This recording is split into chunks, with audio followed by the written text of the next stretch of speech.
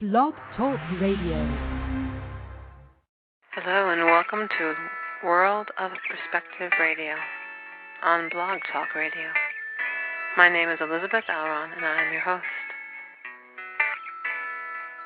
If you look up the words used to name this show, you will find among many others a picture or view of something for the word perspective, a realm or domain or sphere of human activity or interest for the word world. And if you look up the word human, you find sympathetic, humane. When you put the elements together, to me, it says that a world of perspective is a sympathetic and humane view of the things that matter. When you join me, you'll always find the show taking a perspective, a view that will potentially be inspiring, helpful, or illuminating. Does it mean you need to take it on as your own? Hardly. If it provides you fuel to continue going in the direction you've been going, great. If it gives you a new course of action to consider, also great. All I am desiring to do is give you some food for thought.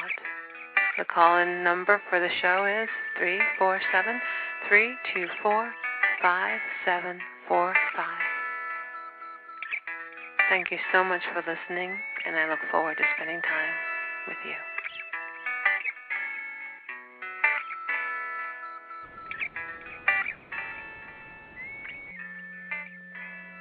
You know, you always get, that's what's wonderful about having someone come into your space, a practitioner, a consultant, because even people who you don't even know, there's an objective eye, because we're so used to what's going on in our space.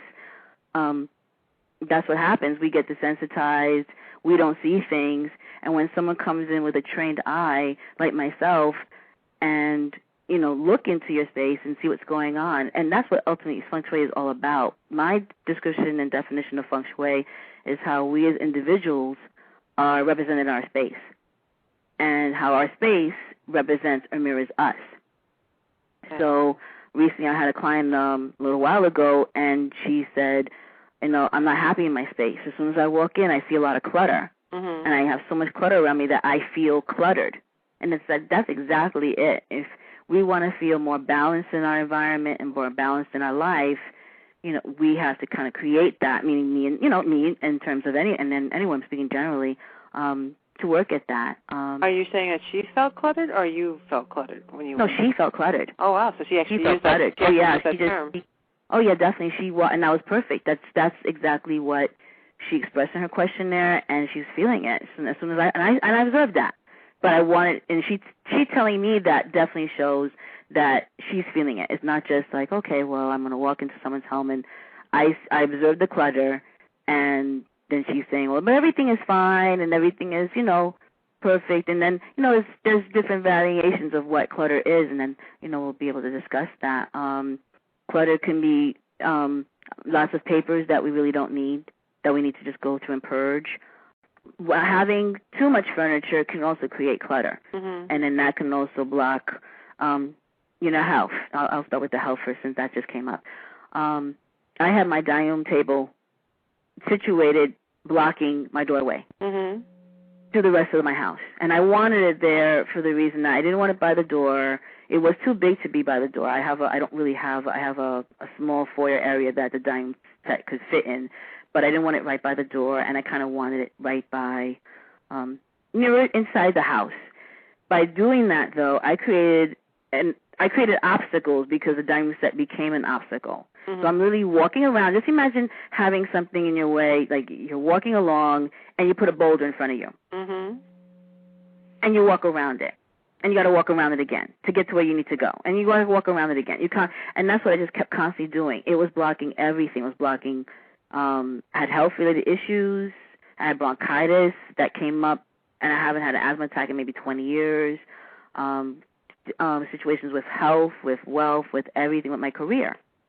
So eventually I had to make a decision, and then, you know, working on that, I realized that's not the most appropriate place for the table. It was too big. So first of all, I had to move it away to use the architectural pathway in my home, and then start walking freely and start walking the pathway. As a result, I was picked to be on a segment for Fox News on how to barter. So you really think by doing that opened up? Yes, that opened up. That tremendously opened up my career, opened up the health because I got better. I stopped having asthma. I don't have asthma as much. Everything from relationships. From the first thing after moving the table was my ex-boyfriend called me. And I'm thinking, well, why is he? And I haven't heard from him in months. I'm like, wait, that's very interesting that shift, that immediate shift happened. I had friends call me that I haven't heard from in years, and communication became better. Relationships with men became better. A lot of things happened, and I mean, it took a while. It didn't happen overnight, but because the table was there for about 2 years, so you're talking about 2 years of constant and we do that. We accommodate ourselves in that space. We maneuver around, and you don't want to do that. You want everything to flow smoothly, just like a meandering river, and that's what feng shui is. The word feng shui is wind for feng and shui for water. Okay. So the whole thing is having a balance of the elements in your home, and just like we are so comfortable outside in nature, but obviously because we are humans, we have to live indoors. But when we're outside, we feel free. We have the wind blowing. You see the trees, the grasses underneath our feet. Just beauty in nature, and we want to take that feeling of nature and bring it into our environment. So I have lots of plants around. I used to have a lot of plants because that's just my nature. I tend to clutter. So I had about 10 plants literally on my floor. And I actually had my feng shui master come in, and she said, they're taking up real estate in your home. You need to just have one plant. And I actually have that now. I have one. Really? It's a corn plant, but it's huge. I would never have thought of having one single plant because I'm so used to collecting little ones. That's clutter. And you don't want that because, of course, obviously, like I said, it was taking up so much space. They were actually encroaching on my living room set, my table, and I gave them all away. And that freed up the space to have this one single plant. Yeah, actually, I've never seen a corn plant flower before. That was a miracle. It flowered. It was gorgeous. After you got rid of the other ones, yes, after I got rid of the other ones, and I took a picture of it, this plant is also considered prosperity, and that's what I noticed in my environment the more I started learning about feng shui and working at my former position. My former employer was J.P. Morgan Chase, so I noticed that in the office, the different things and different techniques that were used. Do you think they knew about feng shui? Is that what? Yes, definitely. There's many corporations and individuals that use feng shui. And it's also called space planning as well. So if from an architectural point of view or from a space planning point of view, when I work with a client, like my client that was featured on the show How to Barter, I worked in her space. She wanted to increase her wealth. So I looked in her space and saw what it was that she needed that wasn't working for her to bring in the wealth. The colors were blue.